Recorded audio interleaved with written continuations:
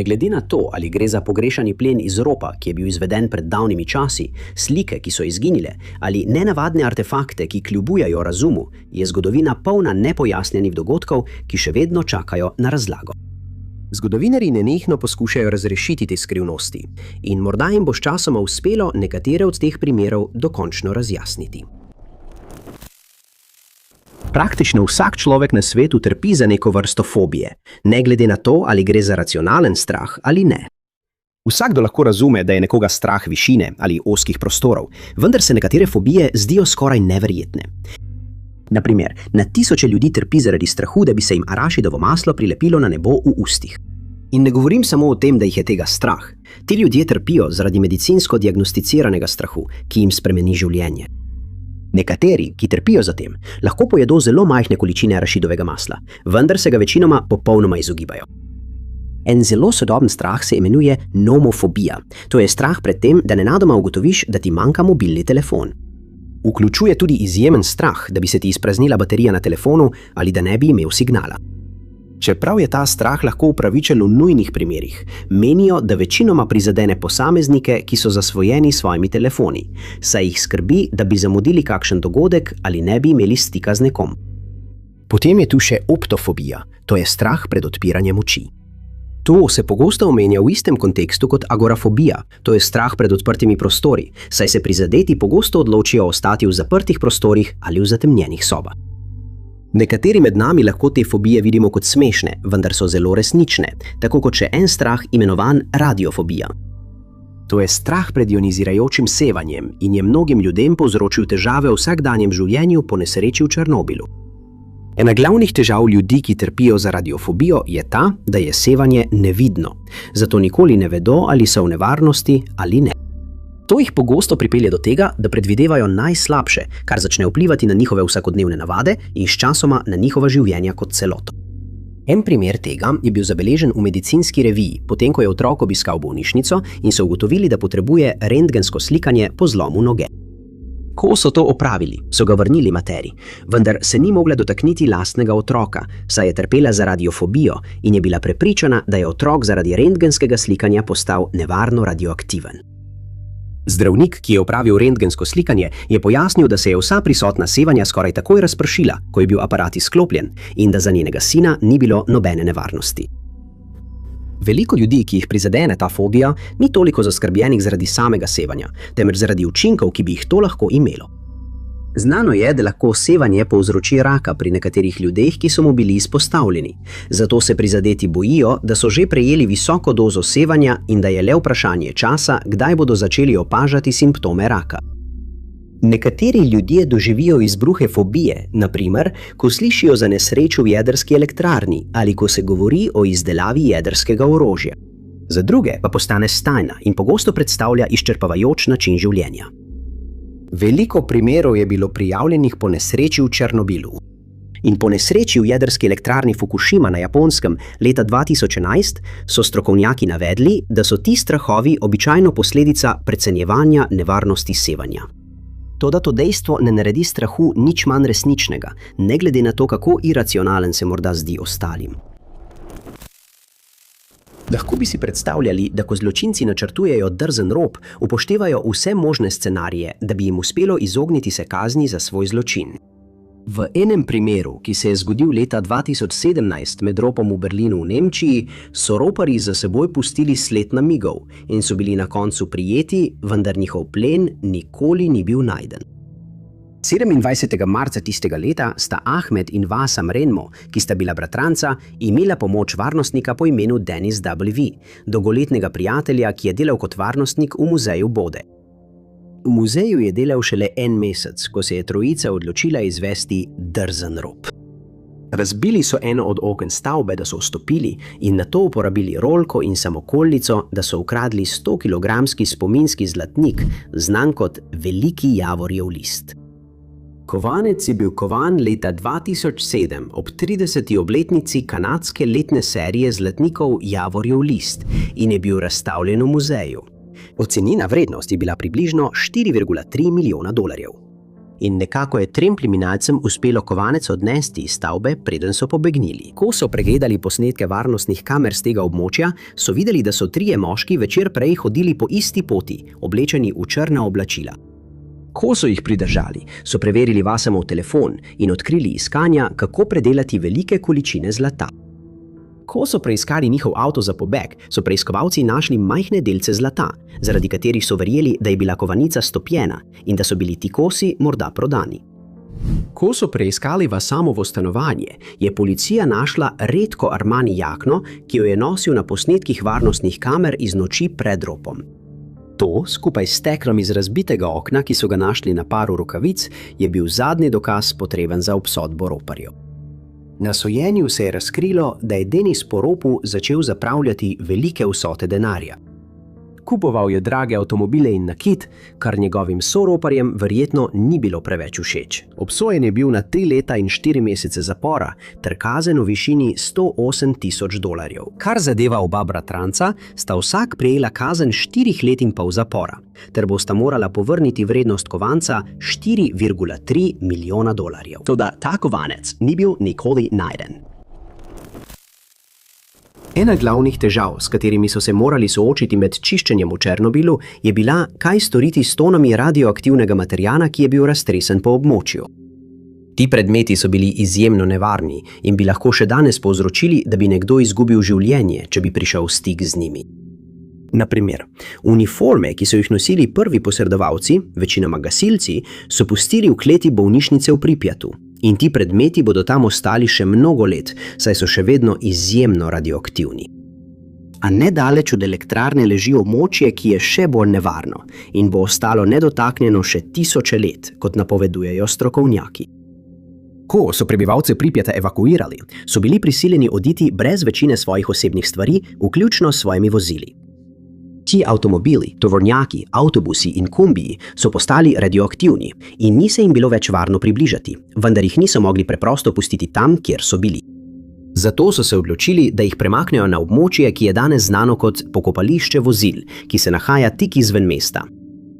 Čeprav so ta vozila zagotovo nevarna, so tista, ki so bila uporabljena med reševalnimi in sanacijskimi operacijami, še bolj nevarna, saj so se vozila neposredno do elektrarne in bila izpostavljena nepredstavljivim količinam sevanja. Sem so spadali gasilski tovornjaki, reševalna vozila, tanki in običajna vozila, ki so jih vozili ljudje, ki so dobili ukaz, naj ocenijo razmere v elektrarni. Ko pa je bilo vsega konec, je postalo jasno, da je treba ta vozila odstraniti z tega območja in jih postaviti nekam, kjer ne bi predstavljala nevarnosti za nikogar. Če bi jih pustili brez nadzora, bi to povzročilo dodatno onesnaženje, zato so začeli izvajati drastičen načrt. Vsa ta vozila so odpeljali na polje v vasi Burjakivka, ki je bila približno 11 km oddaljena od elektrarne, kjer so jih parkirali in jih nikoli več niso videli. Pred nesrečo je v vasi živelo nekaj več kot 220 ljudi, vendar so bili vsi prisiljeni v evakuacijo, vas pa zdaj ni več na seznamu naselij, kot da nikoli ni obstajala. Preden so ta vozila premaknili tja, so na polju izkopali približno 30 jarkov, v katere so odložili večino zbranega radioaktivnega materijala in ga nato prekrili z zemljo. Vozila so nato premaknili na polje, kjer so ostala še mnogo let. Kraj ostaja priljubljena turistična atrakcija, kljub temu, da so vozila odstranili, in še vedno leži v izključitvenem območju. John Dillinger bo zavedno ostal eden najbolj znanih in prebrisanih kriminalcev v ameriški zgodovini. Že od malih nog je pogosto zašel v težave, ko je odraščal v Mooresvillu v Indijani in je na koncu opustil šolanje. Kot odrasel se je pridružil ameriški mornarici, vendar je po le nekaj mesecih služenja dezertiral. Leta 1924 je poskušal oropati trgovca z živili v Mooresvillu, vendar so ga ujeli, aretirali in nato obsodili na večletno zaporno kazen. Leta 1933 je bil pogojno izpuščen in ker se je od sojetnikov naučil ropati banke, je skupaj s 4 drugimi moškimi začel ropati banke v Ohaju in Indijani. V samo 4 mesecih jim je uspelo oropati 5 bank, pri čemer so bili po pričevanju prič vedno lepo oblečeni. Kasneje istega leta je bil ponovno zaprt, vendar so ga iz celice uspeli osvoboditi 5 moških, potem ko so ubili lokalnega šerifa. Nato so nadaljevali niz ropov v Wisconsinu in Indijani, vendar so jih ujeli v Tucsonu v Arizoni. Glede na njegovo preteklost so Dillingerja poslali v zapor Crown Point, iz katerega naj ne bi bilo mogoče pobegniti v Indijani, vendar je tam uporabil rezilo in kos lesa, da je izdelal lažno orožje, ki ga je nato počrnil s kremo za čevlje. S ponarejenim orožjem v roki mu je uspelo pobegniti iz zapora, medtem ko naj bi celo pel med pobegom. Nato je ukradel šerifov avto in se odpeljal v Chicago. Postal je eden najbolj iskanih ubežnikov FBI-ja, vendar sta on in njegovi pajdaši medtem še naprej ropali banke, kjerkoli so šli. Po nekaj trenutkih, ko mu je za las ušlo, je opravil plastično operacijo, da bi spremenil svoj videz. V Chicagu pa sta se on in njegovo dekle spoprijateljila z lastnico bordela po imenu Anna Sage. Ona je skupaj z FBI-jem in policijo Indijane nastavila past. Vsi trije so si šli ogledat projekcijo filma Manhattan Melodrama v kinu Biograph. In ko so prišli ven, jih je zunaj čakal FBI. Poskušal je pobegniti, vendar je prišlo do strelskega obračuna in njegovo življenje se je končalo, s tem pa tudi njegov dolg kriminalni pohod. Nekateri ljudje verjamejo, da mu je uspelo pobegniti in da so po pomoti streljali na drugega moškega, vendar so njegovi prstni odtisi dokazali, da je bil resnično Dillinger. Vendar pa ena skrivnost povezana z Dillingerjem ostaja nerazrešena. Po eni legendi je Dillinger po streljanju z FBI leta 1934 uspel pobegniti. Pri tem pa je nosil kovček, v katerem je bilo $200,000 v gotovini. Takrat sta se on in njegovi pajdaši skrivali v Little Bohemia Lodge v Wisconsinu in ko mu je uspelo pobegniti iz strelskega obračuna, je odpotoval severno od koče, kjer je zakopal kovček z denarjem, ki je bil še vedno v njem. Pravijo, da ga ni nikoli uspel izkopati, saj je le 3 mesece kasneje izgubil življenje. In od takrat naprej lovci na zaklade iščejo, kje je zakopan kovček. Nekateri ljudje tudi verjamejo, da je plen iz enega od teh ropov zakopan nekje na kmetiji Piera Pierponta. Nekateri verjamejo, da je bil plen na koncu najden in nikoli prijavljen, medtem ko nekatere govorice pravijo, da je zakopan nekje v gozdu in čaka, da ga odkrijejo. Mnogi ljudje, ki poznajo černobilsko nesrečo, so presenečeni, ko izvejo, da nesreča leta 1986 ni bila prva nesreča na tej elektrarni. Vendar so to potrdili dokumenti KGB, ki so bili razkriti potem, ko so jih desetletja tajili. Na novo objavljeni dokumenti segajo daleč pred nesrečo, vse do leta 1970, skupno pa je bilo javnosti dostopnih 190 različnih dokumentov. Nekatere podrobnosti, ki so zdaj prišle na dan, so, milo rečeno, osupljive. Zdaj vemo, da so bili za varnost černobilske elektrarne zadolženi pripadniki KGB-ja in ukrajinske SSR, vendar so očitno imeli v mislih tudi druge stvari. Bistveno bolj jih je zanimalo izslediti predstavnike organizacije ukrajinskih nacionalistov ter nemške in kitajske agente. Takrat so verjeli, da je vsaka od teh skupin pripravila načrt za uničenje elektrarne v Černobilu, čeprav za to niso našli nobenih dokazov. Vendar svojih dolžnosti niso popolnoma zanemarili. Prav tako so bili zadolženi za pregled vseh materialov, ki so jih dostavljali v elektrarno, še posebej tistih, ki so jih uporabljali pri njeni gradnji. Po razkritih dokumentih so večkrat odkrili težave s temi materiali in o teh pomanjkljivostih poročali, oblastniki v Kijevu so poskušali to popraviti, vendar so nadrejeni v Moskvi odločili, da je treba te težave preprosto prezreti. Rezultat bi moral biti predvidljiv, vendar niso storili ničesar več. Zaradi tega je elektrarna med letoma 1971 in 1981 doživela kar 8 različnih nesreč, od katerih so bile nekatere posledica napake pri upravljanju, večina teh nesreč pa je bila posledica slabih gradbenih materialov. Leta 1984, 2 leti pred katastrofalno nesrečo, je KGB storil vse, da bi izrazil svoje skrbi in poročal, da je černobilska elektrarna nesreča, ki je bila samo vprašanje časa, saj so zaznali težave z reaktorskim jedrom. Toda ponovno jih niso jemali resno in njihovi načrti so naleteli na gluha ušesa. Elektrarno so vodili v okolju, kjer je bilo pomembno doseganje rezultatov, ne pa upoštevanje pravilnih postopkov. Zaradi tega je veliko operaterjev ignoriralo, kar so se naučili med usposabljanjem, da bi dosegli rezultate, ki so se zdeli impresivni. Naprimer, eden od operaterjev v elektrarni se je odločil ujeti nekaj rib v bližnjem ribniku, za katerega je bilo znano, da je radioaktiven. Nato je ribe prodal ljudem, ki so živeli na tem območju. To je bilo neverjetno neodgovorno in KGB je o tem poročal Moskvo, vendar so jih ignorirali. V dneh po eksploziji so člani KGB, ki so bili prisotni, poročali, da je bila nesreča uprizorjena v poskusu, da bi državljane Sovjetske zveze odvrnili od številnih drugih težav, s katerimi so se soočali. Te trditve so bile preiskane, vendar so se izkazale za nedokazane in vlada se je odločila, da je do taljenja prišlo zaradi napak operaterja, namesto da bi podrobneje raziskali možnost, da so bile vzrok slabe gradbene materiale. Nekoliko ironično je, da naj bi se velika količina zlata, ki še nikoli ni bila odkrita, nahajala nekje v vraževernih gorah v Arizoni. Legenda o izgubljenem rudniku zlata Nizozemca se je začela v 70. letih 19. stoletja, ko je iskalec zlata po imenu Jakob Waltz prišel z osupljivim razkritjem. Waltz je bil zelo izkušen rudar in po besedah tistih, ki so ga poznali, je imel izjemno znanje geologije.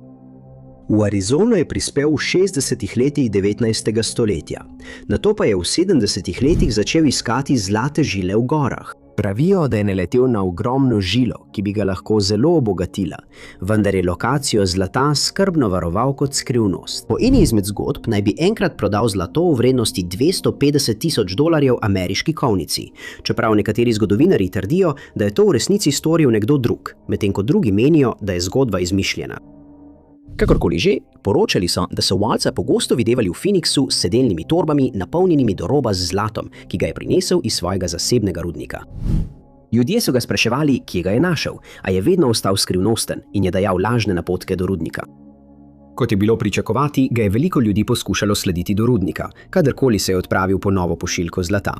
Toda bil je izkušen poznavalec divjine in jih je zlahka izgubil, še preden je prečkal gore nazaj do svojega rudnika. Ker je pot prepotoval že tolikokrat, je dobro vedel, kako se znebiti vsakogar, ki mu je sledil. Waltz je sčasoma kupil posestvo blizu Phoenixa in ko je bil v svojih 80 letih, se je odločil, da mora biti rudnik skrit. Po nekaterih pripovedih je še zadnjič odpotoval do rudnika in ob prihodu izkopal 2 metra globoko jamo blizu vhoda. Nato jo je pokril z 2 hrudoma iz železnega lesa, ki jo je nato prekril z zemljo in kamenjem. Trdil je, da je bil vhod v rudnik tako dobro skrit, da bi lahko nekdo hodil ali se peljal naravnost čez njega, ne da bi sploh vedel, da stoji na robu neizmernega bogastva. Leta 1891 je Waltzovo domačijo uničila poplava, zaradi česar je zbolel za pljučnico. Kljub prizadevanjem medicinske sestre, da bi ga pozdravila, je na koncu umrl in skrivnost lokacije rudnika odnesel s seboj v grob. Pred svojo smrtjo je izjavil, da je v rudniku ostalo vsaj $20 milijonov zlata, vendar je pustil namig o njegovi lokaciji. Izjavil je, da je z vhoda lahko videl vojaško pot, vendar je dodal, da rudnika s te poti ni bilo mogoče videti. Dodal je, da pot do rudnika ni preprosta in da obstaja nekakšna zvijača pri iskanju vhoda. Nadanji namigi pravijo, da se nahaja v kanjonu, ki poteka proti severu, da je lahko z rudnika videl Weaverjevo iglo in da je nekje ob pravi poti skalna stena. Vendar mnogi verjamejo, da so bili ti namigi namerno zavajajoči, saj Waltz nikoli ni nameraval, da bi rudnik našli. Zgodilo se je. Prebivalci so hitro ugotovili, da se na našem planetu še nikoli ni zgodil dogodek takšnega obsega. Načrte so morali oblikovati sproti in v mnogih primerih nihče ni vedel, ali bodo učinkoviti, saj takšnih ukrepov še nikoli prej ni bilo treba sprejeti. Zaradi resnosti situacije so mnogi začeli iskati odgovore v Svetem pismu in pri tem so naleteli na presenetljivo odkritje. Ime Černobil je sestavljeno iz 2 besed, černi, kar pomeni črn, in bil, kar v angleščini pomeni zelišče ali steblo.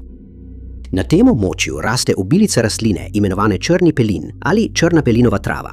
In prav to ime je povzročilo vznemirjanje med teologi in tistimi, ki dobro poznajo Sveto pismo, saj je pelin omenjen v svetopisemskih prerogbah. Zadevni odlomek izhaja iz 10. in 11. vrstice knjige Razodetja 8 poglavje in se glasi, citiram: Tretji angel je zatrobil in z neba je padla velika zvezda, goreča kot bakla, na tretjino rek in na izvire voda. Ime zvezde je Pelin. Tretjina voda je postala grenka in veliko ljudi je umrlo zaradi voda, ki so postale grenke. Presenetljivo so ob 25. obletnici nesreče v starem mestu Černobil postavili kip. Na njem je upodobljen lik imenovan Tretji angel, ki so ga postavili pri vhodu v spominski kompleks Zvezda Pelina v Černobilu, s trobento prislonjeno k ustom, kot da se pripravlja na oznanitev prihajajoče nesreče. Ali je bilo to ime namenoma izbrano, da bi se ujemalo s prerokbo, ostaja neznano, vendar je pri mnogih ljudeh povzročilo strah pred tem, kar verjamejo, da je bližajoči se konec sveta. Opozarjajo tudi, da prerokba omenja zvezdo, ki gori kot bakla, kar enačijo z gorenjem reaktorskega jedra, ki se je sprva zdelo zajezeno, nato pa se je nenadoma poslabšalo. Na to opozarjajo, da podtalnica v bližini elektrarne teče zelo blizu površja in da je bližnja reka Dneper največji površinski vodni sistem v vsej Evropi. Po nesreči so se pojavili strahovi, da bo reaktor pregorel do podtalnice. In če bi se to zgodilo, bi vsa ta voda postala radioaktivna in neprimerna za pitje. Milijoni ljudi pa bi ostali brez vira sveže vode. Ko je Sovjetska zveza začela uvajati jedrsko energijo, je verjela, da bo to pomagalo oživiti stagnirajoče gospodarstvo. Jedrske elektrarne pa so imenovali svetle zvezde po vsej SZ. Nekateri ljudje verjamejo, da je to posledica dejstva, da je jedrska reakcija v jedru podobna tisti, ki se dogaja v notranjosti zvezde. Poleg tega naj bi jedro ob eksploziji gorelo pri približno 8400 stopinjah Fahrenheita, kar ni veliko manj od temperature naše najbližje zvezde Sonca. Pravijo, da so leta 1715 na ladji imenovani San Miguel prevažali zaklad, ki bi lahko bil eden največjih izgubljenih zakladov vseh časov.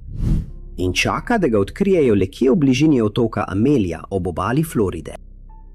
31. julija tistega leta je španski galeon plula iz Havane na Kubi proti Španiji, skupaj z ladjevjem še 11 drugih ladij, znanim kot Flota Plate, iz leta 1715.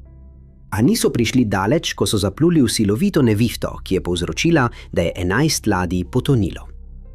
Tudi San Miguel je bil močno poškodovan in po enem izmed poročil so ga nazadnje videli, kako je plul v severni smeri mimo St. Agustina. Vendar so opazili, da ni imel več jambora, zaradi česar je bil prepuščen na milost in nemilost morju ter naravnim silam. V neurju je življenje izgubilo kar 900 mornarjev in ker je toliko ladij potonilo hkrati, verjamejo, da to območje skriva ogromno zakladov, zato je danes znano kot obala zakladov. Po pričevanjih ni nihče na krovu San Miguela preživel, zato je plula brez posadke.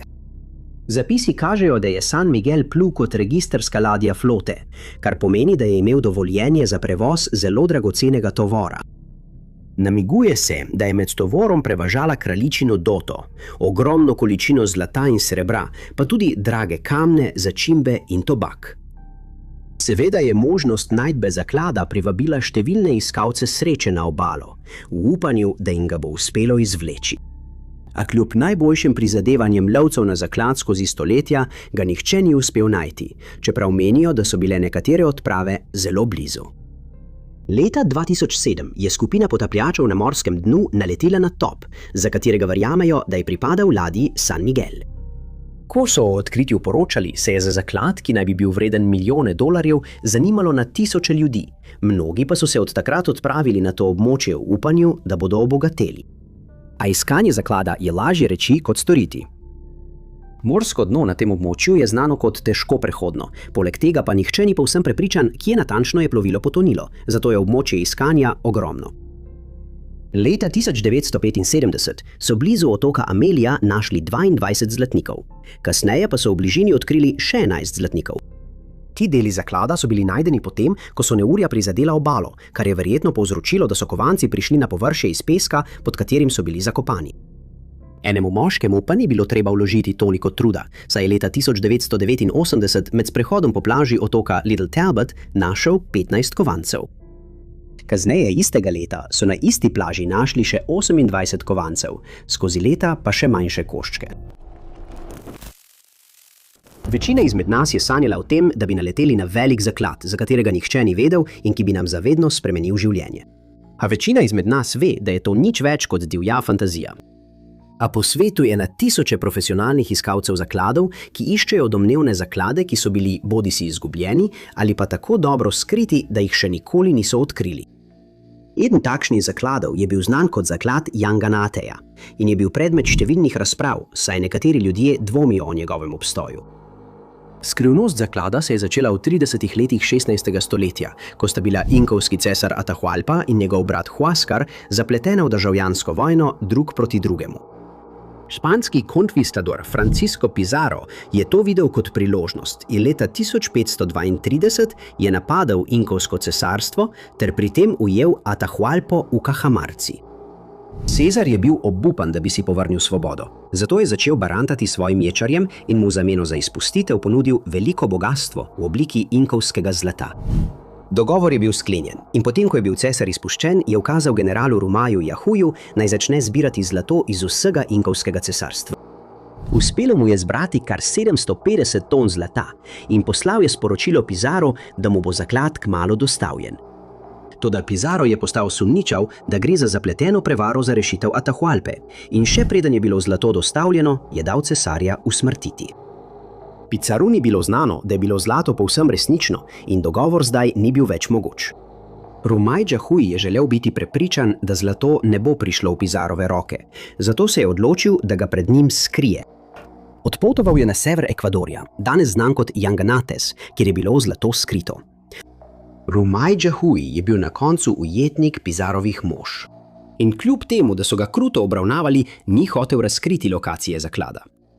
Na koncu je umrl, ne da bi kdaj razkril njegovo lokacijo. V tistih časih je bilo območje popolnoma nenaseljeno. Danes pa si le redki upajo tja, saj je teren v gorah znan kot izjemno težko prehoden. Območje leži na robu avenije vulkanov in je znano po ogromnih količinah padavin vsako leto. Poleg tega je območje pogosto prekrito z gosto meglo, ki lahko zlahka povzroči, da pustolovec pade v razpoko, reko ali močvirje.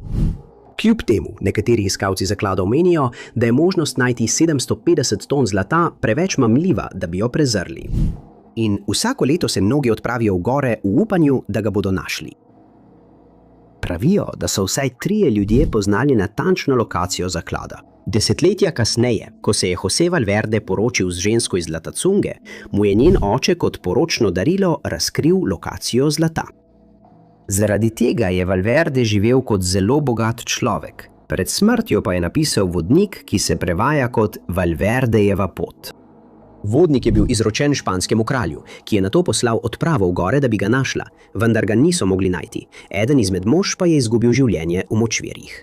Ni bilo najdenih nobenih zapisov o nadaljnjih poskusih iskanja zlata, vendar je leta 1850 botanik Richard Spruce naletel na zgodbo o skritem zakladu, medtem ko je v Ekvadorju raziskoval zdravila proti malariji. Več kot 3 desetletja kasneje je lovec na zaklade Barth Blake trdil, da je našel zaklad, za katerega je trdil, da vsebuje zlate kipe živali, ljudi in rož. Načrtoval je, da se bo vrnil po zaklad, vendar je med plovbo v New York skrivnostno izginil in ga nikoli več niso videli. Čeprav se zdi neverjetno, je izključitveno območje okoli Černobilske elektrarne postalo turistična atrakcija za tiste, ki si upajo tja, čeprav je veliko območij še vedno prepovedanih. Obiskovalce pa mora ves čas spremljati vodič. Tisti, ki so obiskali to območje, opisujejo vzdušje kot srhljivo in skoraj sablasno, predvsem zato, ker sta Pripjat in okolica že desetletja zapuščena. Vendar pa niso le tišina in praznina prispevali k temnejšim legendam o Černobilu, saj je veliko ljudi v preteklih letih poročalo o zelo nenavadnih pojavih. Eden bolj znanih primerov tega je povezan z bitjem, ki so ga poimenovali črni ptič Černobila. Delavci elektrarne so to ogromno krilato bitje opazili le nekaj dni pred eksplozijo v elektrarni. Opisali so ga kot črnega z rdeče žarečimi očmi in telesom človeka. Veliko ljudi, ki so slišali za to, je ugibalo, da bi to lahko bil Mothman, podobno bitje, ki so ga po svetu opazili tik pred nesrečami, kot so zrušitve mostov in veliki potresi. Delavci so povedali, da je imel razpon kril vsaj 6 metrov. V dneh, ki so sledili, pa so jih mučile nočne more in grozeči telefonski klici neznanih oseb. Dodali so, da so se v dneh pred nesrečo te sanje in klici stopjevali, nato pa izginili po eksploziji jedra. V prav tako grozljivem incidentu, ki se je zgodil leta 1997, je jedrski znanstvenik z univerze v Buffalu, Andrej Karsakov, odpotoval v Černobil, da bi opravil meritve, vendar je tisto, kar je tam našel, popolnoma zmedlo in prestrašilo. Tistega jutra je želel priti v elektrarno zgodaj in okoli 7:30 se je odpravil proti stavbi reaktorja. Pravkar je začel opravljati meritve, ko je presenečen zaslišal, da nekdo kliče na pomoč, saj je izbruhnil požar in so se trudili, da bi ga pogasili. Klici so bili komaj slišni, vendar jih je slišal večkrat in je stekel po pomoč.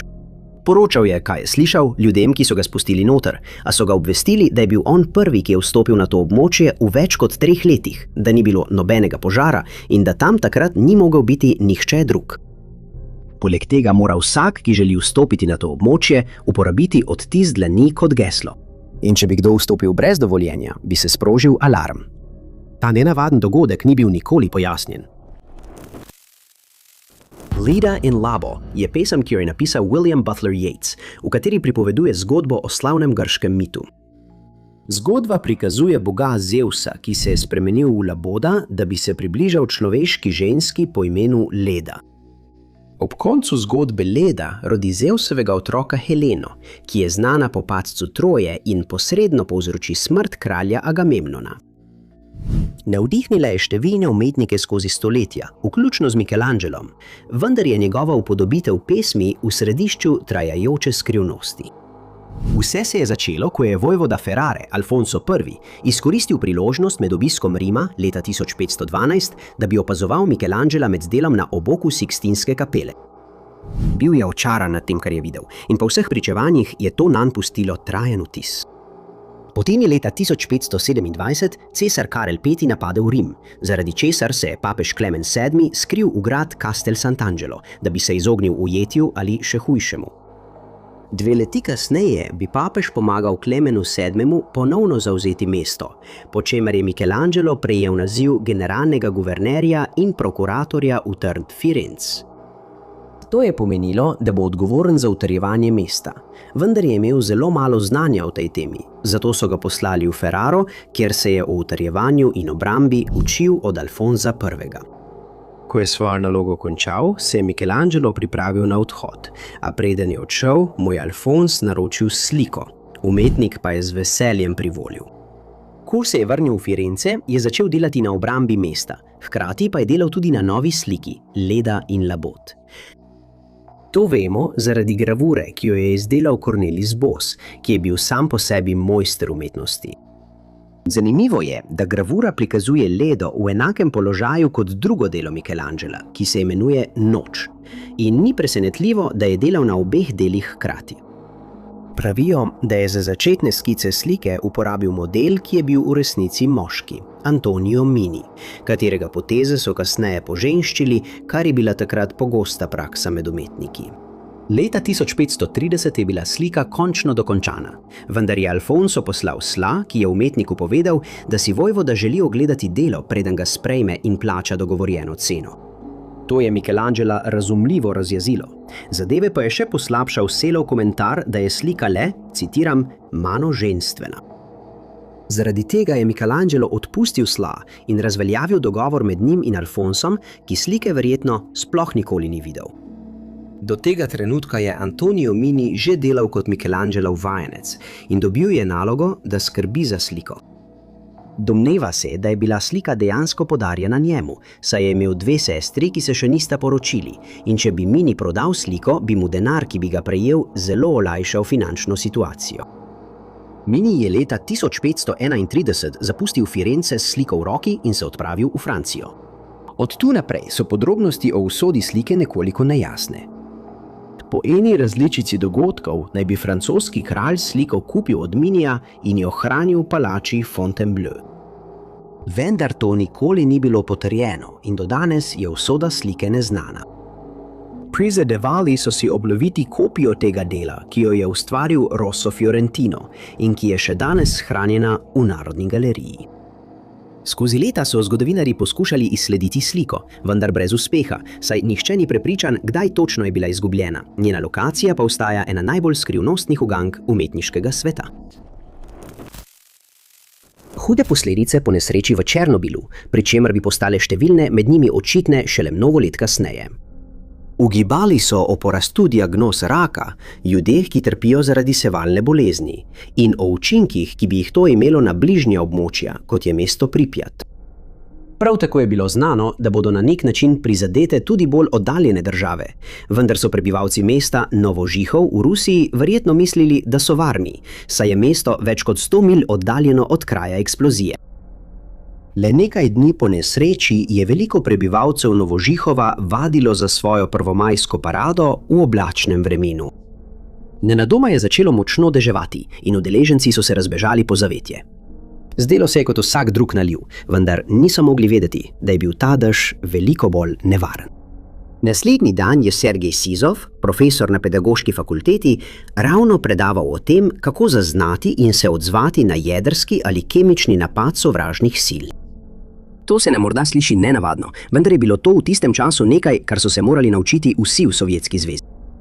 Da bi se to naučili, so morali njegovi študenti obvladati branje vojaškega Geigerjevega števca, ki meri ionizirajoče sevanje v ozračju.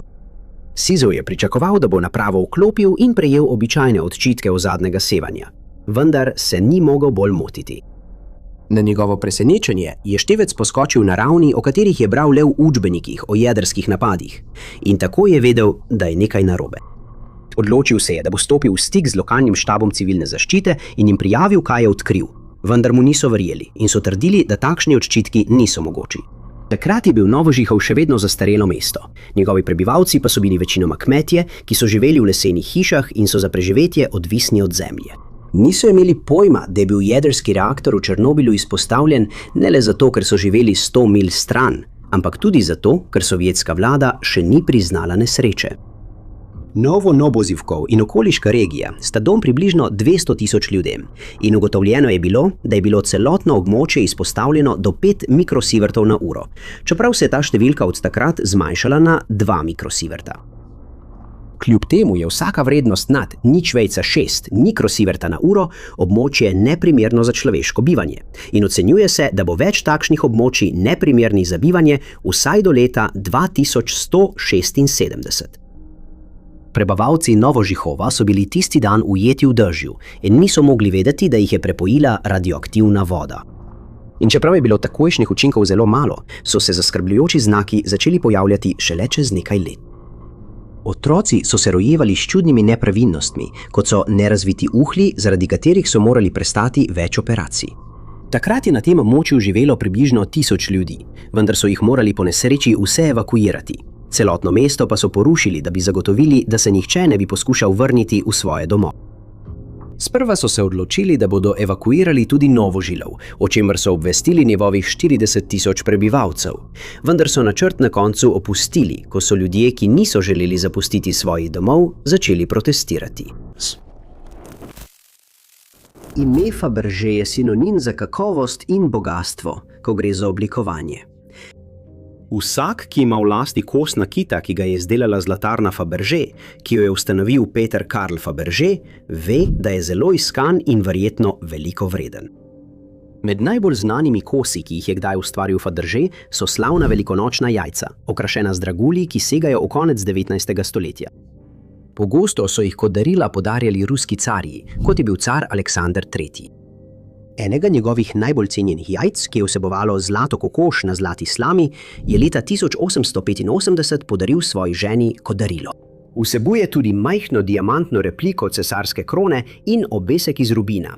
In ko ga je njegova žena prejela, naj bi bila izjemno navdušena. Zaradi tega je bil Fabergé s posebnim imenovanjem imenovan za uradnega zlatarja carja in vsako leto so mu naročili, naj ustvari še več takšnih tematskih jajc, okrašenih z dragulji. Vsako je v sebi skrivalo edinstveno presenečenje in sčasoma je car zbral skupno 52 jajc, kar bi bilo enako pravemu bogastvu. Toda to bogastvo bi kmalu pokradli, ko so bolševiki pod vodstvom Vladimirja Lenina prevzeli oblast v Rusiji leta 1917 med oktobrsko revolucijo. Skoraj takoj so carjev zlati nakit in drugo bogastvo zasedli in jih nato shranili v orožarni Kremlja. Na srečo se je Lenin odločil, da teh predmetov ne bo uničil ali stalil, vendar se je leta 1927 Josif Stalin odločil, da bo zaklade prodal, saj je potreboval denar. Predmeti so bili večinoma prodani posamično, kupili pa so jih zbiratelji z vsega sveta. Skozi leta so bili zakladi razpršeni na vse konce sveta, lokacija Fabergéjevih jajc pa je nekaj časa ostala skrivnost. Medtem ko so nekatera jajca krasila domove premožnih zbirateljev, so bila druga najdena v zastavljalnicah, kjer so jih prodajali za delček njihove prave vrednosti. Nek ameriški moški je obogatel, ko je razkril, da je jajce, ki ga je kupil za $14,000, v resnici vredno 33 milijonov in povedal, da je nanj naletel v majhni trgovini na Vogalu. Neverjetno, načrtoval je, da bo jajce razstavil za staro železo, predtem pa je služilo kot okras na kuhinjskem pultu. A preden ga je zavrgal, je opazil napis na uri v jajcu in ugotovil, da je vredno veliko več, kot je zanj plačal. Eno za drugo so jajca izsledili in jih vrnili na njihovo pravo mesto. A 6 jih še danes ostaja pogrešenih. Naloga iskanja jajc je še toliko težja zaradi dejstva, da so skozi leta izdelali nekaj visokokakovostnih replik jajc. In večkrat so bili ljudje razočarani, ko so ugotovili, da so za jajce, ki je bilo praktično brez vrednosti, plačali na $1000. Med tistimi, ki jih še niso našli, so kokoš z obeskom iz safirja, kerubin s kočijo, jajce neseser, vijolično jajce, kraljevo dansko jajce in spominsko jajce Aleksandra III. Iz leta 1909. Iskanje teh jajc še vedno poteka in upajo, da bodo sčasoma preostala manjkajoča jajca našli, če jih že niso uničili ali razstavili. Takoj po nesreči v Černobilu so znanstveniki ugotovili, da reaktor ne more ostati v takšnem stanju, zato so se odločili, da ga pokrijejo z ovojem iz betona in jekla. Ta struktura je dobila ime sarkofag in nedvomno je pripomogla k zaustavitvi širjenja sevanja. Ker pa je bila zgrajena na hitro, je vsebovala veliko napak in sčasoma je začela vanjo prodirati voda, zaradi česar je zaščita začela korodirati. Obstajali so strahovi, da bi se sčasoma lahko zrušila, kar bi povzročilo še bolj nevarne radioaktivne ostanke v elektrarni. Zato so se odločili, da jo previdno razstavijo. Prvotni sarkofag je zgradilo kar 600.000 ljudi, ki so imeli nalogo zagotoviti, da je 220 ton radioaktivnega materiala na kraju ustrezno pokritih. Za njegovo gradnjo so uporabili več kot 14 milijonov kubičnih čevljev betona in 16 milijonov funtov jekla. Ko je bil nameščen, so v stranico ščita izvrtali luknje, da so lahko jedro opazovali od zunaj. Opazovalci so bili pred sevanjem zaščiteni s filtri, ki so jih namestili v te luknje, vendar je bil to vedno le začasen varnostni ukrep. Gradnja konstrukcije se je začela 2 meseca po nesreči in je trajala 7 mesecev. Nažalost so delavci, ki so bili zadolženi za namestitev ščita, zanemarili zatesnitev spojev in odprtino stropu stavbe. In to so območja, kjer je voda začela pronicati noter. Med namestitvijo je 31 ljudi prejelo smrtne doze sevanja in so na koncu izgubili življenje. 2 leti kasneje je sovjetska vlada razkrila, da je bil sarkofag zasnovan tako, da bo zdržal le približno 20 let in da bo treba na njegovo mesto postaviti dodatno strukturo. Leta 1991. Sovjetska zveza ni več obstajala. Ukrajinska vlada pa je razpisala mednarodni natečaj za najboljšo zasnovo nove strukture.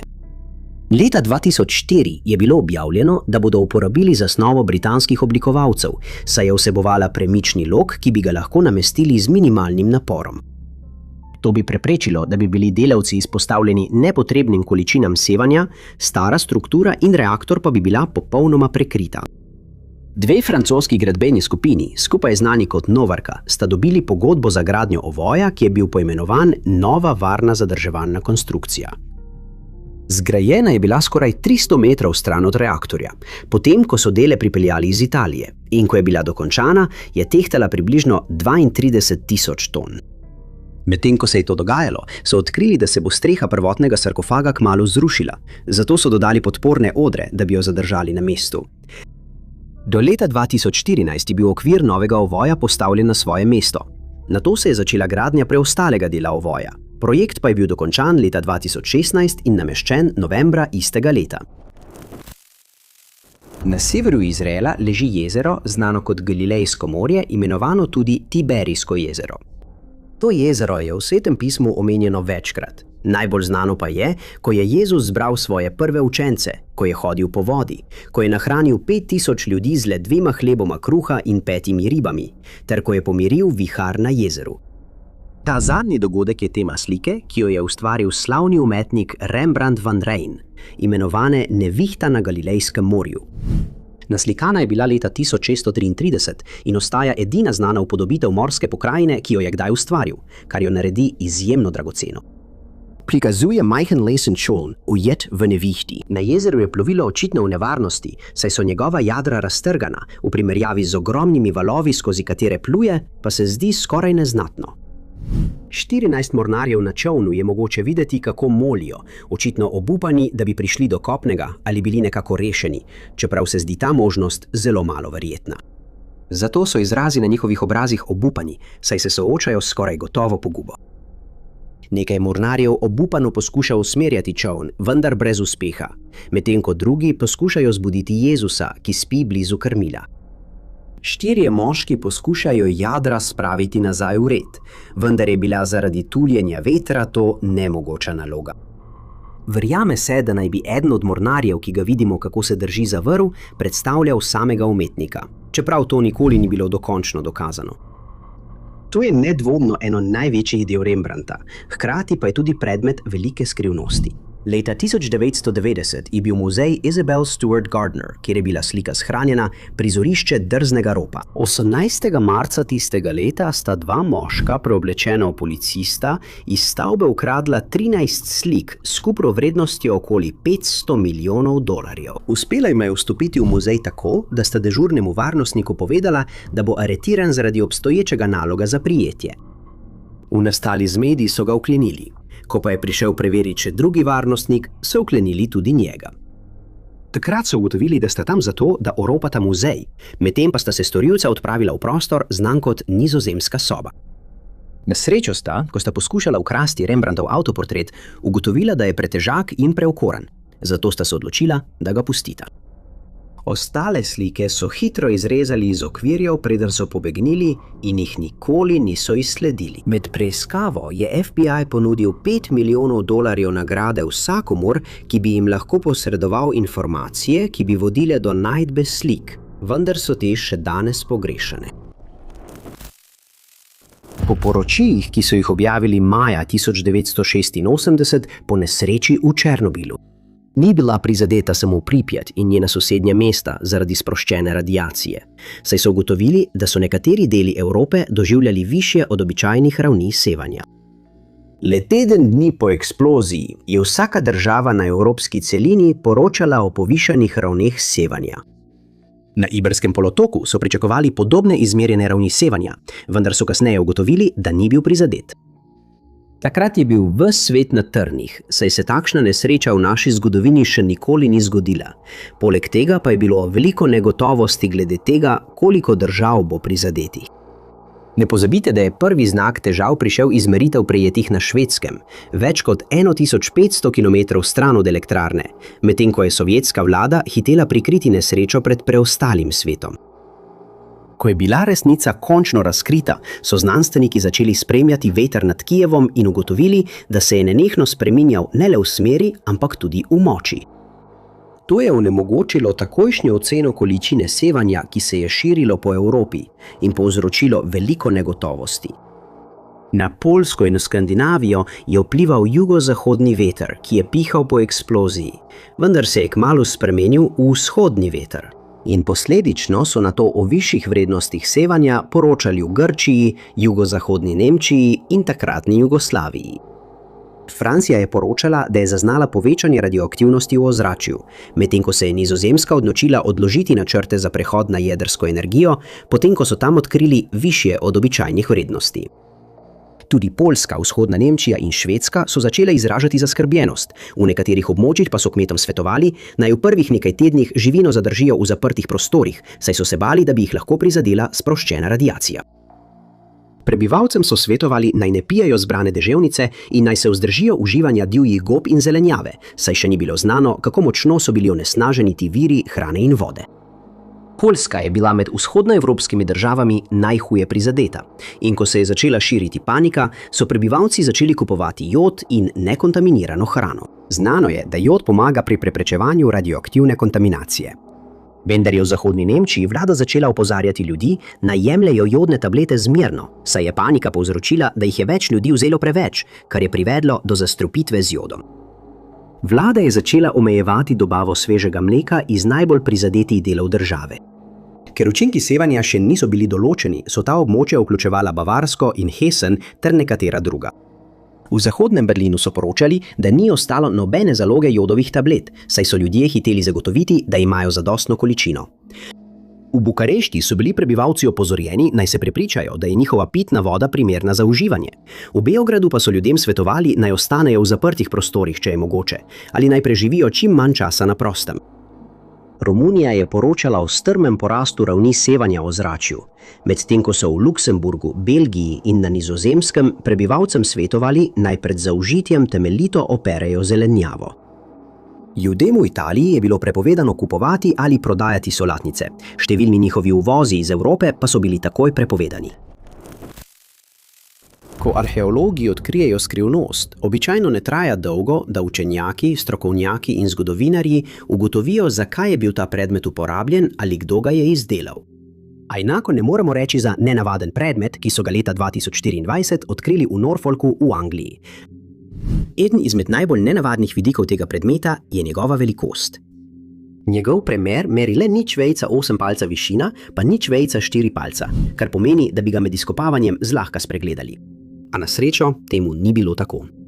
Okrašen je z umetniškim prikazom konja in po mnenju tistih, ki so ga pregledali, ga je izdelal nekdo z izjemnimi spretnostmi v obdelavi kovin, še posebej srebra, saj bi bilo zelo težko ustvariti zapletene vzorce, ki ga krasijo. Zgodovinarji so ostali zmedeni glede njegove uporabe. Predlagano je bilo, da gre za kos nakita, vendar ne vsebuje nobenih sponk ali kavljev, ki jih običajno najdemo na takih predmetih.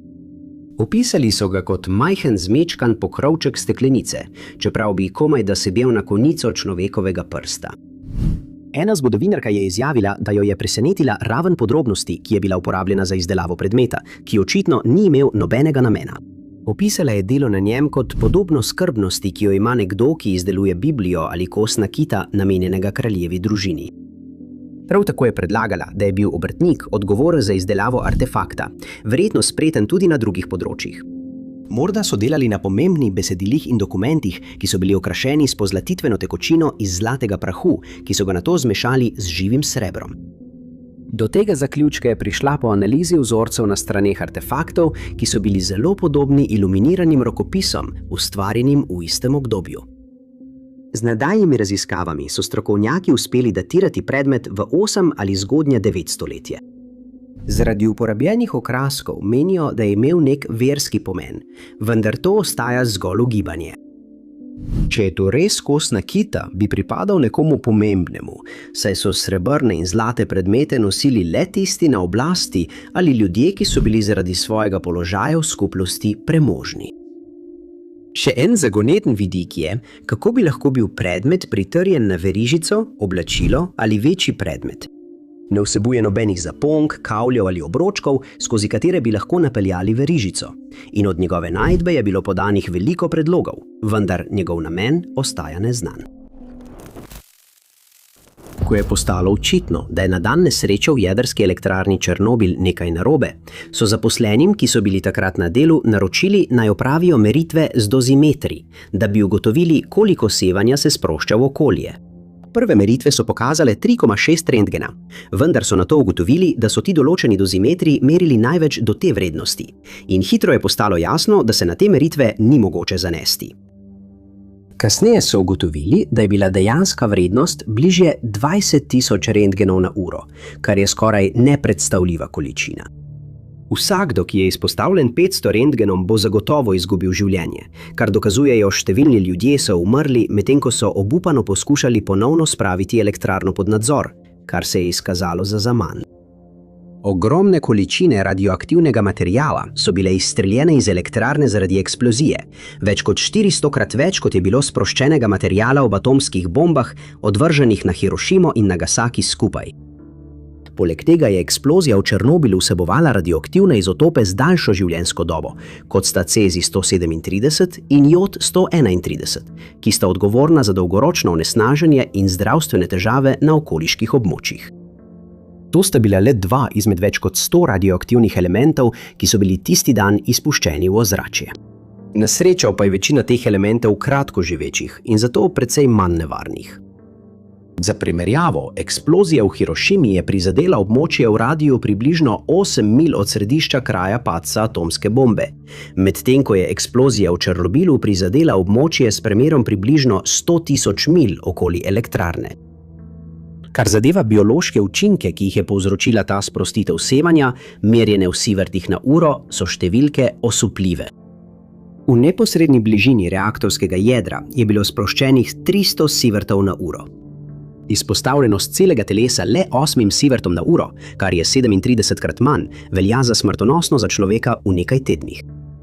Kup ruševin, ki je padel v območje obtočne črpalke, je sproščal do 100 sievertov na uro, v bližini elektrolizatorjev pa se je sproščalo med 500 in 100 sieverti na uro.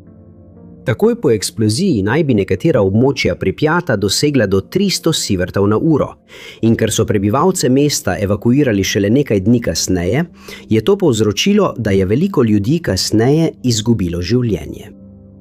Študija, opravljena leta 2009, je pokazala, da so hladilni stolpi v elektrarni v notranjosti še vedno oddajali do 1,5 mikrosieverta na uro, medtem ko je zadnji del stolpov oddajal še več radioaktivnosti, oddajali več kot 12 mikrosievertov na uro. Ceste okoli 4. reaktorja enote, v kateri je prišlo do taljenja sredice, še vedno kažejo vrednosti 2,6 mikrosieverta na uro.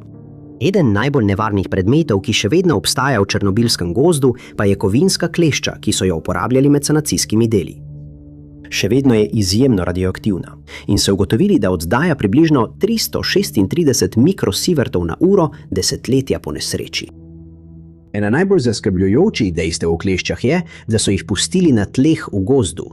In več ljudi, ki so obiskali gozd, bodisi zakonito ali nezakonito, je nanje naletelo brez kakršnega koli opozorila.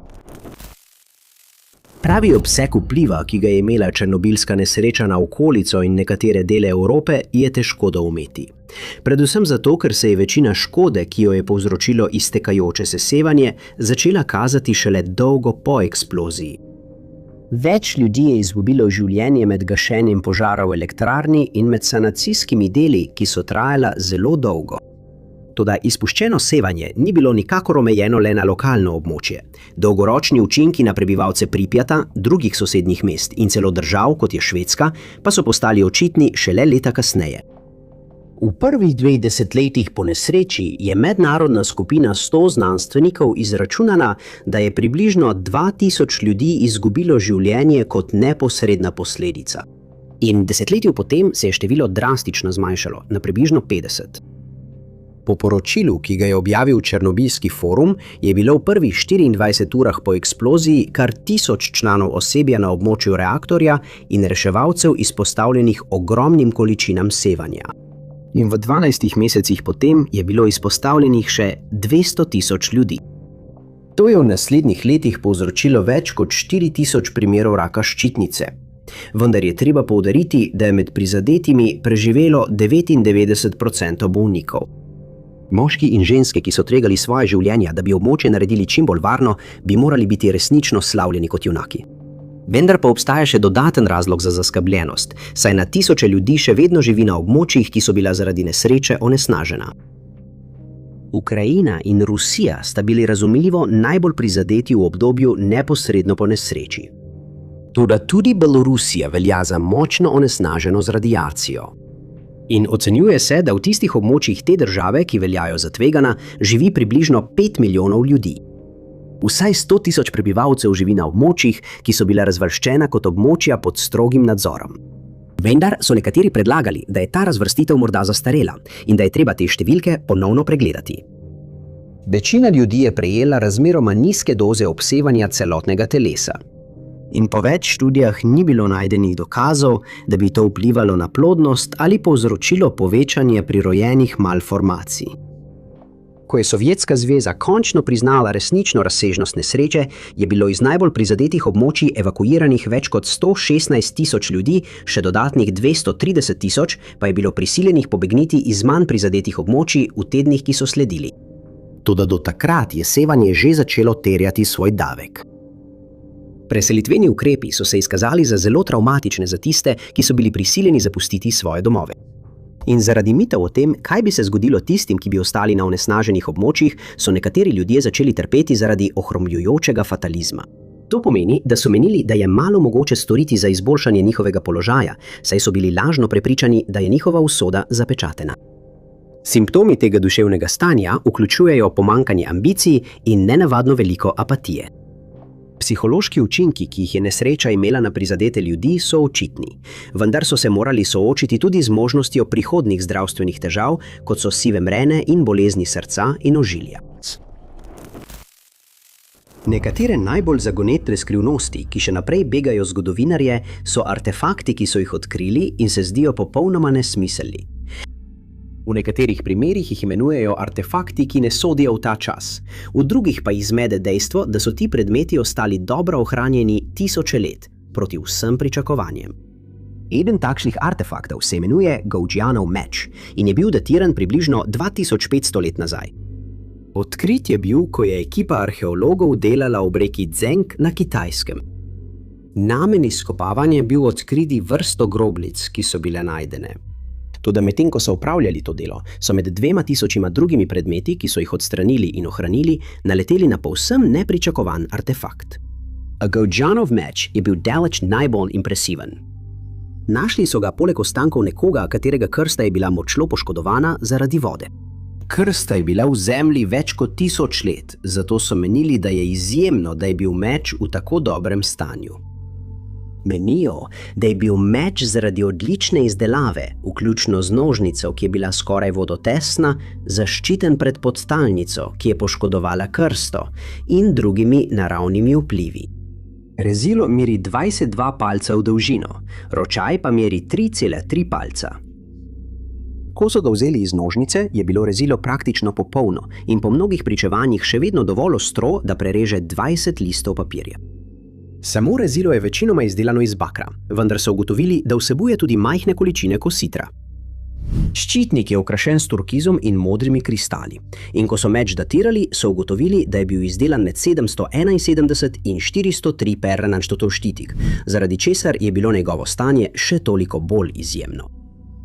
Ob pregledu so strokovnjaki ugotovili, da je na rezilu 8 znakov in lotili so se dela, da bi razvozlali, kaj ti simboli pomenijo.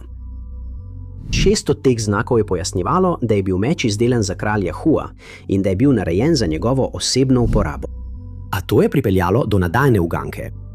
V obdobju, ko je bil meč izdelan, je v območju, znanemu kot Hua, vladalo kar 9 različnih ljudi. Edina možnost je bila pregledati krsto, v kateri je bil najden, ter ostanke osebe, s katero je bil najden. Ko je bilo to opravljeno, so ugotovili, da je rezilo pripadalo Goujaju, za katerega je znano, da je bil kralj Jueja med letoma 496 in 465 prnaten štadi. Bil je znan kot dober kralj, ki se zaradi svojega visokega položaja ni postavljal nad druge. Pridobil si je tudi sloves zaradi svoje sposobnosti, da je svoje kraljestvo vodil naprej tudi v težkih časih. Pogosto je jedel hrano namenjeno navadnim ljudem, namesto da bi se razvajal, ko so se oni borili za preživetje, kot je bilo to značilno za številne druge monarhe skozi zgodovino. Predlagano je bilo, da je bil meč izdelan za Goužija, v čast njegovi ponižnosti in dejstvu, da je ostal blizu ljudem svojega kraljestva kljub svojemu položaju. Nažalost je meč utrpel razpoko, ko so ga posodili za razstavo v Singapurju in je Delasive poskušal meč odstraniti iz razstavne vitrine. Od takrat je ostal na Kitajskem in verjetno ga nikoli več ne bodo posodili. Izginotje 79-letnega Šihua Šueja je le eden izmed številnih nerešenih primerov pogrešanih oseb iz leta 2025. Njena družina je večkrat pozvala javnost, naj se oglasi, če ima kakršnekoli informacije o njenih zadnjih gibanjih ali trenutni lokaciji, vendar do danes niso našli nobenih dodatnih sledi, ki bi nakazovale, kaj se ji je zgodilo.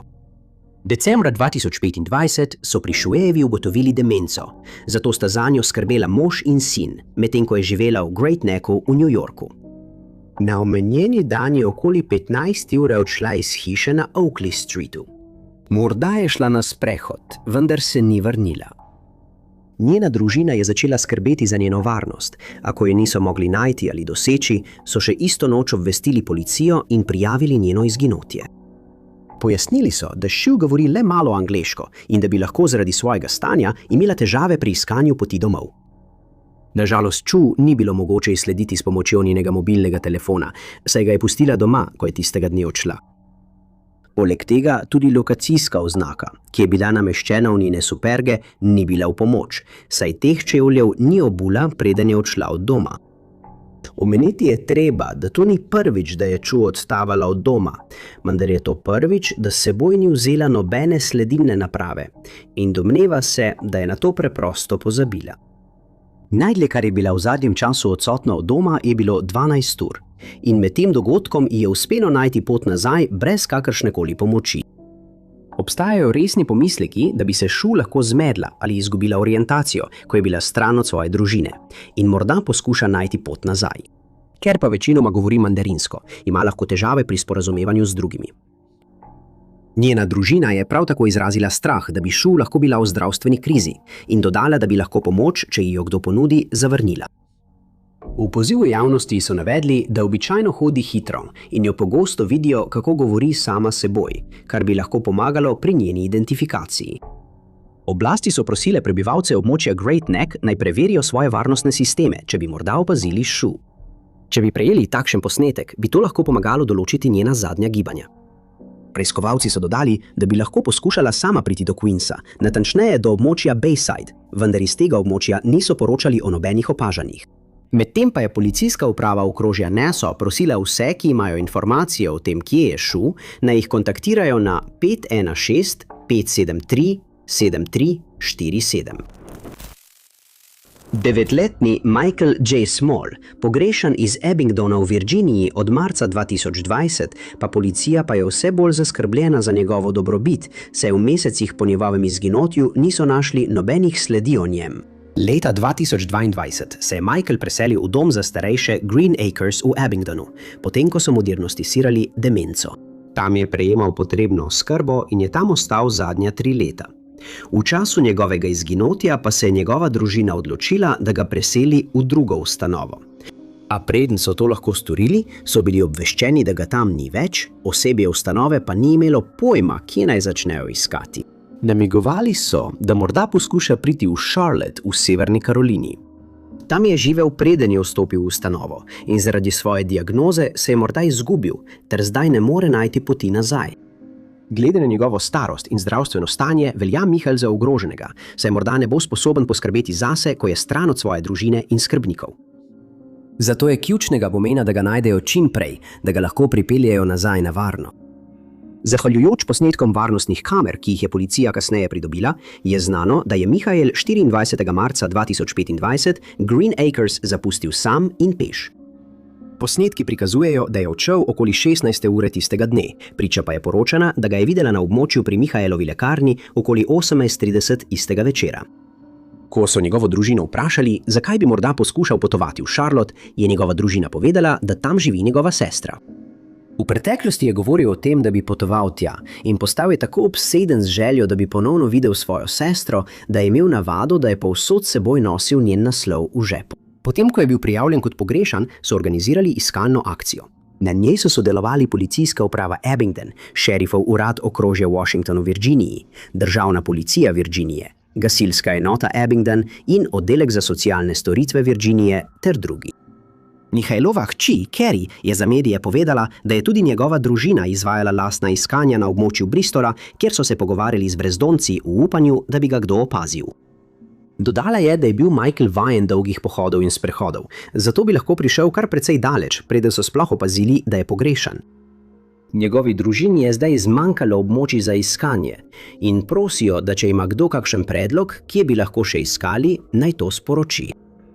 Carrie je pojasnil, da imajo prebivalci Green Acres svobodo, da prihajajo in odhajajo, kadar želijo, ter dodal, da je v preteklosti, kadar je Michael sam odšel na sprehod, osebje vedno uspelo hitro najti in ga vrniti v ustanovo. Medtem se je ustanova obrnila na družino in se opravičila za njegovo izginotje, lastnik pa se je odločil ponuditi nagrado v višini $1000 vsakomur, ki bi posredoval informacije, ki bi pripeljale do tega, da bi našli Michaela.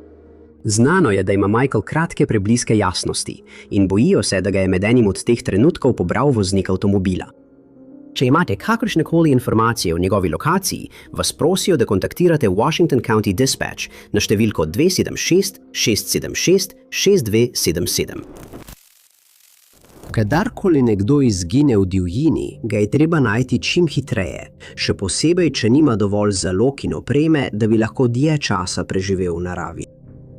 Zato je družina 59-letnega Roberta Weaverja obupana nad kakršnokoli informacijo o tem, kje bi lahko bil, oblasti pa so temu pritrdile in izjavile, da jih resno skrbi za njegovo varnost. Robert je zaposlen pri službi narodnih parkov, zato ima veliko izkušenj z gibanjem v naravi. Toda dejstvo, da ni vzpostavil stika s prijatelji in družino, jim povzroča veliko tesnobe, saj je njegovo nenadno izginotje sploh ni značilno zanj. Znano je, da je bil Robert 24. junija 2025 v javni koči Dorishon Bay, ki se nahaja blizu jezera Skylock. Ni bil na službeni dolžnosti in se je odločil, da bo svoj prosti dan preživel v koči.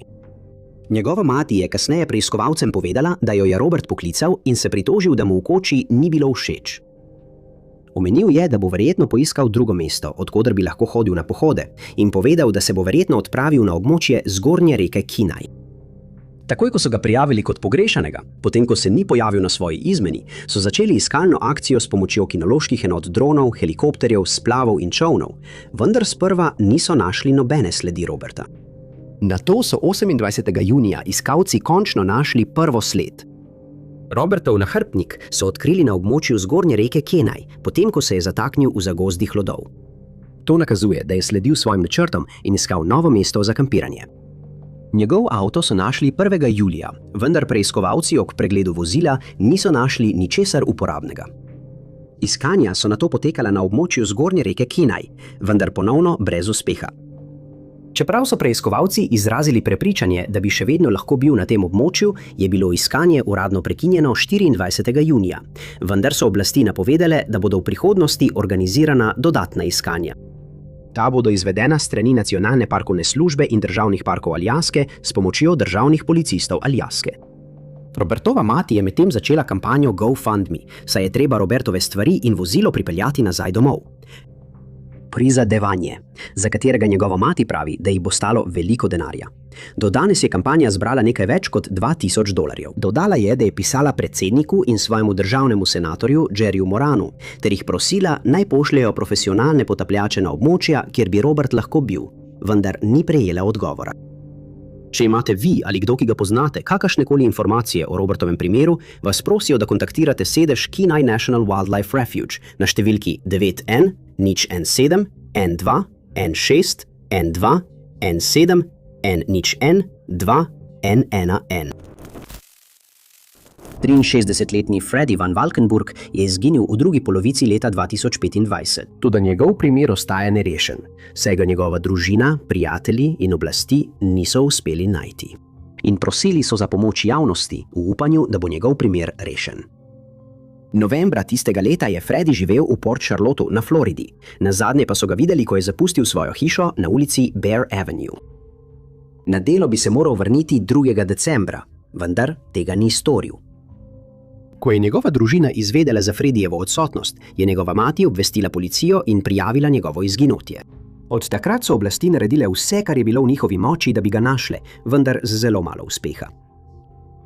Nenavadno je, da njegova žena ni prijavila njegovega izginotja, čeprav se ni vrnil domov, kot je bilo načrtovano, in obstaja resnična skrb za njegovo zdravje, saj Robert vsak dan potrebuje inzulin.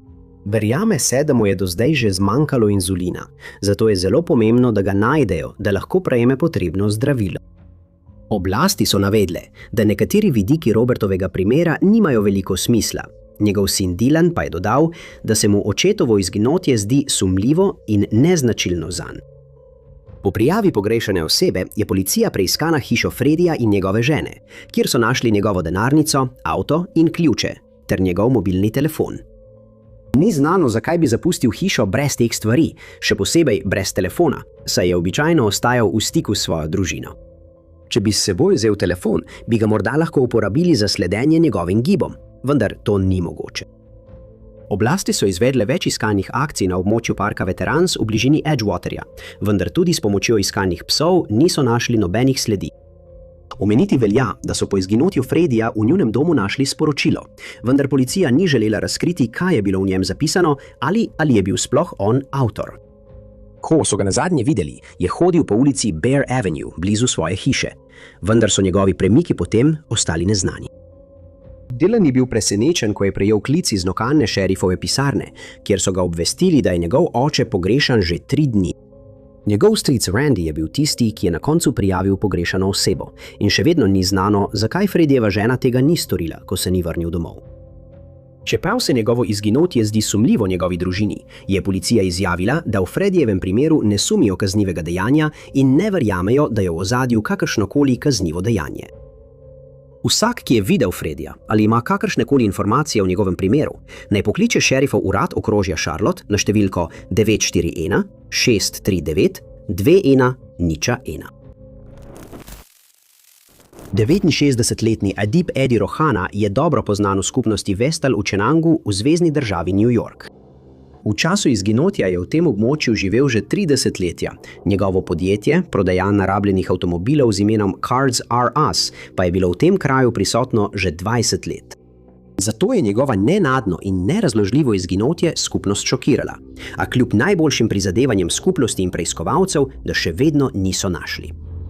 Policija je zdaj pozvala vse, ki imajo kakršnekoli informacije o njegovem primeru, naj stopijo v stik, da bi lahko Adibovih 5 otrok končno našlo vsaj nekaj odgovorov, ki jih iščejo. Nazadnje so Adiba videli okoli poldneva, 11. januarja 2025, ko je bil v svojem prodajnem salonu, ki se nahaja na Upper Front Street. Njegova družina je postala zaskrbljena, ko se tisti dan ni vrnil domov, in ko do 14. januarja še vedno niso prejeli nobenih novic od njega, so se odločili obrniti na policijo in prijaviti njegovo izginotje. Eden prvih korakov v preiskavi je bil pregled njegovih telefonskih zapisov in presenetljivo so odkrili, da je bil Adibov telefon posodobljen ob 18. uri, na dan njegovega izginotja, ko je bil v bližini prodajnega salona. Le nekaj minut kasneje je bil izklopljen in od takrat ni bil več vklopljen. Potem, ko je njegova družina ganljivo pozvala javnost, so prejeli nekaj namigov in jih preverili, vendar noben od teh namigov ni pripeljal do tega, da bi našli Adiba. Detektivi so pregledali vse razpoložljive informacije v poskusu, da bi rekonstruirali gibanje pogrešanega moškega, potem ko je zapustil prodajalno avtomobilov. Vendar niso našli nobenega uporabnega posnetka varnostnih kamer in še vedno ni znano, ali je odšel po lastni volji ali pa je bil žrtev kaznivega dejanja. Preiskovalci so prepričani, da nekdo v skupnosti Vestal ve, kaj se je zgodilo z Adibom, vendar se ta oseba ni oglasila, zaradi česar je preiskava obstala, saj niso našli nobenih dodatnih sledi. Da bi spodbudili vsakogar z uporabnimi informacijami naj stopi naprej, je njegova družina ponudila nagrado v višini $20,000 vsakomur, ki lahko pomaga policiji izslediti Adiba. Toda kljub tej veliki nagradi nihče ni ponudil takšnih informacij. Vsak, ki je videl Adiba ali lahko pomaga policiji pri njegovem iskanju, naj pokliče na telefonsko številko za namige šerifove pisarne okrožja Broome na 6078 196. Obstaja resna zaskrbljenost za dobrobit 36-letnega Erika Thomasa Putnama, ki je pogrešan od 4. aprila 2025. Preiskovalci so objavili čim več podrobnosti o njegovem primeru. Nekatere izmed teh podrobnosti pa so zelo zaskrbljujoče. Erik prihaja iz Ocale na Floridi in ko je izginil, je bil zaposlen pri Marion Pneumatics and Hydraulics, ki se nahaja na ulici Magnolia. Tam so ga videli med delom v izmeni na dan njegovega izginotja, od takrat pa ga noben od njegovih sodelavcev ni več videl ali slišal zanj. V primeru Erika je na voljo zelo malo podrobnosti, vendar je znano, da obstajajo resni pomisleki glede njegove varnosti, zaradi nekaterih namigov, ki so bili najdeni od dneva, ko je izginil brez sledu.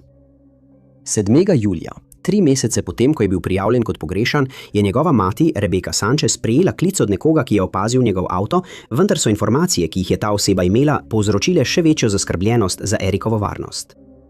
Obvestili so jo, da je bil njegov avto požgan, preden so ga odkrili na naslovu 1224 East Anderson Street v Orlandu in da je bil odpeljan s tovornjakom, še preden so preiskovalci lahko pregledali kraj dogodka.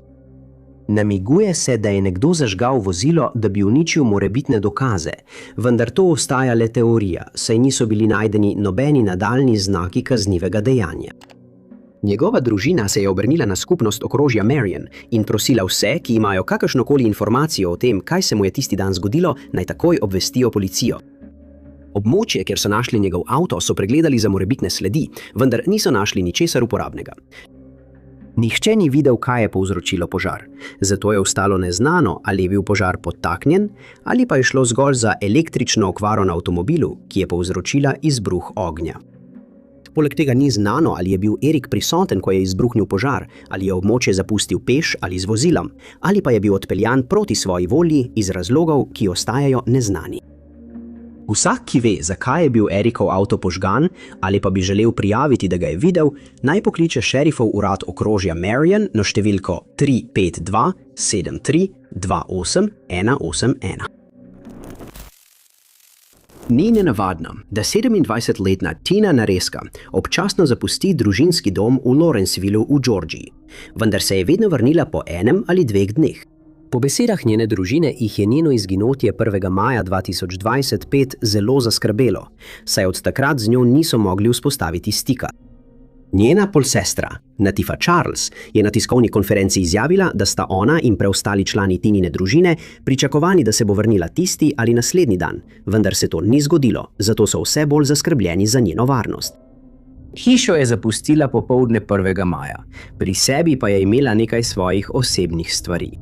Ni povedala, kam gre ali kakšni so njeni načrti, zato so preiskovalci pred težko nalogo, da ugotovijo, ali se je odločila, da bo prostovoljno ostala stran od doma ali pa se ji je zgodilo kaj hudega. Njeni prijatelji in družina so večkrat poudarili, da svojih 2 otrok nikoli ne bi zapustila in menijo, da je njena dolgotrajna odsotnost zanjo zelo neznačilna.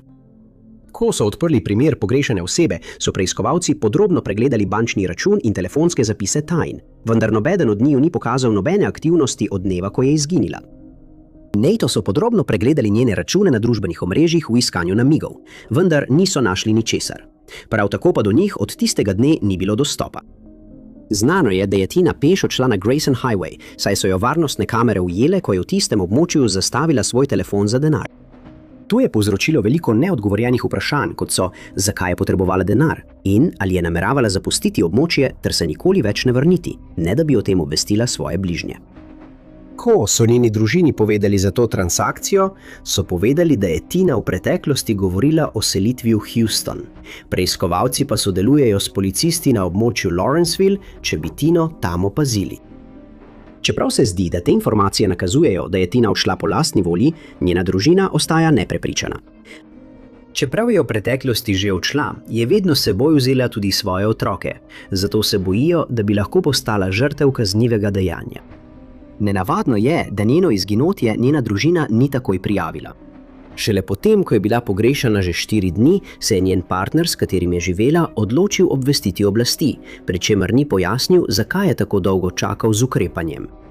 Preiskovalci pa so povedali, da to ni nujno dokaz, da se je dogajalo kaj zlonamernega, saj je vsak primer pogrešane osebe drugačen. Člane javnosti v Lawrencevillu in Houstonu so prosili, naj bodo pozorni na Tino in naj prijavijo vsako opažanje Tin. Če veste, kje je Tina, ali imate kakršnekoli informacije, ki bi lahko pomagale pri njenem primeru, vas prosijo, da kontaktirate policijsko postajo Lawrenceville na številko 770 675 057 in navedete številko primera agencije 250 500 90. 26-letna Ashley Moore je še vedno pogrešana, kljub najboljšim prizadevanjem njene družine in preiskovalcev, da bi jo izsledili. Septembra 2025 je Ashley živela v Hartwellu v Ohaju. Nazadnje so jo tam videli okoli 10. septembra. Od takrat pa so njena družina in prijatelji vse bolj zaskrbljeni za njeno dobrobit, saj je prenehala komunicirati z njimi. Niso razkrili, zakaj tako menijo, vendar je njena družina preiskovalcem povedala, da je Ashley morda načrtovala potovanje v Las Vegas, niso pa povedali, ali je nameravala tja preseliti za stalno ali iz kakšnega drugega razloga. Ko se ni vrnila domov, kot je bilo načrtovano, je njena družina stopila v stik z vsemi, s katerimi je Ashley običajno preživljala čas, če bi jo morda videli ali vedeli, kakšni so njeni načrti. Vendar so bili tudi oni prav tako šokirani kot družina, ko so izvedeli, da je izginila. Od takrat so vsi poskusi vzpostavitve stika z Ashley propadli. Poleg tega pa domnevajo, da je njen telefon bodisi izklopljen ali pa se mu je izpraznila baterija. To pomeni, da njenega telefona ni mogoče uporabiti za sledenje njeni lokaciji, kar je zelo frustrirajoče za preiskovalce in njene bližnje. Dodali so, da bi lahko vozila Nissan Sentra, ki ima začasne registrske tablice. Kot je pogosto pri primerih pogrešenih oseb, so njeni bližnji povedali, da Ashley nikoli ni brez stika tako dolgo kot tokrat in so zaskrbljeni, da se je med potovanjem v Las Vegas morda kaj zgodilo. Še vedno ni znano, ali je potovala sama ali s spremljevalcem in odkar so jo prijavili kot pogrešano, se nihče ni oglasil, da bi povedal, da jo je videl. Zadnja oseba, ki je govorila z Ashley, je bila njena babica, ki ji je uspela vzpostaviti stik z njo septembra, vendar ni razkrila, o čem sta se pogovarjali. Njeni najbližji so na svojih družbenih omrežjih večkrat pozvali javnost, v upanju, da bi se kdo oglasil z informacijami o njeni lokaciji, vendar do danes takšnih informacij niso prejeli. Od takrat so ustvarili letak, ki podrobno opisuje okoliščine njene izginotja in ga objavili na več različnih družbenih omrežjih, skupaj s pozivom, naj vsak, ki jo je videl, obvesti policijo. 4 mesece po odprtju primera, Ashley preiskovalci še naprej iščejo sledi o tem, kam bi lahko odšla, in so se zavezali, da bodo preverili vsako prejete informacije, da bi njena družina končno dobila odgovore. Če vi ali kdo, ki ga poznate, opazite Ashley, vas prosimo, da pokličete policijsko upravo Cincinnati na številko 513 569 8600. Neverjetno je, koliko ljudi vsako leto izgubi življenje zaradi nepotrebnega nasilja, pri katerem sploh niso sodelovali. Točno to se je zgodilo 26-letnemu Colu Lapovskemu, ko je izgubil življenje 29. junija 2025, njegov napadalec pa še ni bil identificiran. Policija v Toledu, Ohio je izjavila, da so bili tisto noč poklicani na naslov na Lincolnshire Boulevardu, kjer je priča poročala, da je nekdo streljal in pri tem ranil nedolžnega mimoidočega. Ko so preiskovalci prispeli na kraj dogodka, so našli Cola, ki je ležal na tleh, in ugotovili so, da je bil ranjen z enim samim strelom v glavo. Po oskrbi na kraju dogodka so ga hitro prepeljali v bližnjo bolnišnico, kjer so zdravniki storili vse, kar je bilo v njihovi moči, da bi mu rešili življenje. A žal so bili njihovi napori zaman in Cole je umrl. Kasneje se je izkazalo, da sta se Cole in njegova zaročenka vračala domov po obisku restauracije Taco Bell v bližini. Ko sta se peljala mimo omenjene hiše, je nekdo iz neznanega razloga streljal in Cole je bil zadet. Oblasti so nato navedle, da je skupina ljudi prirejala zabavo na tem naslovu, ki je bil najet prek Airbnb-ja, in verjamejo, da je med dvema ali več udeleženci prišlo do prepira. Prepir je prerasel nasilje in izstreljenih je bilo več strelov, zaradi česar je bil Cole ranjen. Sosed je povedal, da je pred začetkom zabave neka ženska potrkala na njegova vrata in ga obvestila, da bo kasneje tisti dan priredila zabavo v soseski. Dodal je, da se je v nekaj urah zbralo kar 150 ljudi in da je postalo nemogoče hoditi po ulici, saj se je zabava razširila na cesto. Bilo je očitno, da so udeleženci zabave popili veliko alkohola, saj se je policija kasneje vrnila, da bi pobrala več mobilnih telefonov, ki so jih pustili za seboj. Preiskovalci so bili kasneje obveščeni, da je v bolnišnico prišel še en moški, potem ko je bil udarjen, in ugotovili so, da je bil tudi on poškodovan na zabavi, verjetno od istega napadalca, ter da si je popolnoma opomogel. Ker je bilo med incidentom prisotnih toliko ljudi, je moral nekdo na zabavi videti, kdo je streljal, vendar se nihče ni oglasil, bodisi zato, ker ščiti storilca, bodisi zato, ker se boji povračilnih ukrepov. Nadaljnjih informacij niso prejeli, policija pa je prosila vse, ki so bili tisto noč na zabavi ali imajo kakršnekoli informacije o napadalcu, naj stopijo v stik, da se lahko v Colovem primeru doseže pravica. Po napadu sta Colova starša vložila tožbo zaradi protipravne smrti proti Jennifer Wolf, lastnici Airbnb-ja. Trdila sta, da ni ravnala z dolžno skrbnostjo pri organizaciji zabave in da je posredno odgovorna za to, da je Cole izgubil življenje. Trdila sta, da Wolfova ni nadzorovala števila udeležencev zabave, ki je potekala le nekaj hiš stran od Colovega doma. Poleg tega sta trdila, da ni poskrbela za varnost udeležencev zabave in okoliške skupnosti, ter menita, da sta upravičena do odškodnine v višini $25 milijonov in dodatnih $10 milijonov kazenskih odškodnin. Če veste, kdo je odgovoren za smrt Cola, ali lahko policiji posredujete kakršnekoli koristne informacije v njegovem primeru, vas prosijo, da kontaktirate Crime Stoppers na številko 4192 551 111. Na številko 419 255 1111. 11. Nenavaden primer se je začel odvijati v Filadelfiji decembra 2025, ko je bil voznik vlečnega vozila napaden med opravljanjem svoje službe. Incident se je končal s smrtjo voznika, vendar se je primer v naslednjem mesecu še bolj zapletel zaradi dveh podobnih napadov, ki so sledili. 22. decembra 2025 je 20-letni David Garcia Morales delal za podjetje 448 vleka in reševanje. Podjetje in vozil je enega izmed belih vlečnih vozil podjetja. Iz neznanih razlogov je nekdo pristopil do tovornjaka in streljal, pri tem zadel Davida in mu vzel življenje. Ko so preiskovalci prispeli na kraj dogodka, so našli Davida še živega ob njegovem tovornjaku. Prepeljali so ga v bolnišnico, kjer so ga oskrbeli, vendar je 26. decembra zaradi poškodb umrl. Medtem je policija začela iskati dokaze okoli njegovega vozila in našla posnetke varnostnih kamer mornarsko-modrega Jeep Grand Cherokeeja, ki ga je vozil napadalec.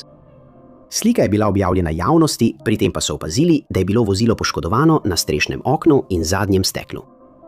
3 tedne kasneje je prišlo do novega napada na 25-letnega Aarona Whitfielda, ki je bil zaposlen pri istem podjetju za vleko vozil. On in njegovo dekle sta sedela v njegovem tovornjaku na križišču Bustleton in North Streets, ko jo je nekdo napadel s strelnim orožjem. Posnetki varnostnih kamer so pokazali, da se je siv limuzinski avtomobil približal tovornjaku, nato pa je nekdo iz vozila potegnil strelno orožje in streljal na ljudi. Vozila so nato očitno hitro odpeljala s kraja dogodka, preiskovalci pa menijo, da je bil to načrtovan in usklajen napad. Sporni avtomobil so na koncu našli in pregledali za morebitne sledi. Upajo pa, da so napadalci pustili svojo DNK ali prstne odtise, kar bi lahko pomagalo pri njihovi identifikaciji in privedli v pripor. Na žalost, Aaron napada ni preživel. Njegova punca, ki je utrpela poškodbe noge, pa je bila hitro prepeljana v bolnišnico in pričakujejo, da si bo popolnoma opomogla. Ker sta se v tako kratkem času zgodila 2 podobna napada. Policija preiskuje, ali sta primera povezana. Preiskujejo tudi 3. primer iz 23. novembra 2025, v katerem je bil napaden 26-letni Aaron Smith Sims. Takrat je Aaron delal kot dojaviten za voznike vlečnih vozil. To pomeni, da je bil odgovoren za obveščanje voznikov vlečnih vozil v okolici o nesrečah, ki so se zgodile, da so se lahko hitro odpravili na kraj dogodka in ponudili pomoč. Po napadu na Aarona so ga odpeljali v bolnišnico in nekaj časa so upali, da bo preživel, vendar je umrl 4. januarja 2026. Vse 3 žrtve v teh primerih so bile zaposlene pri istem podjetju za vleko vozil.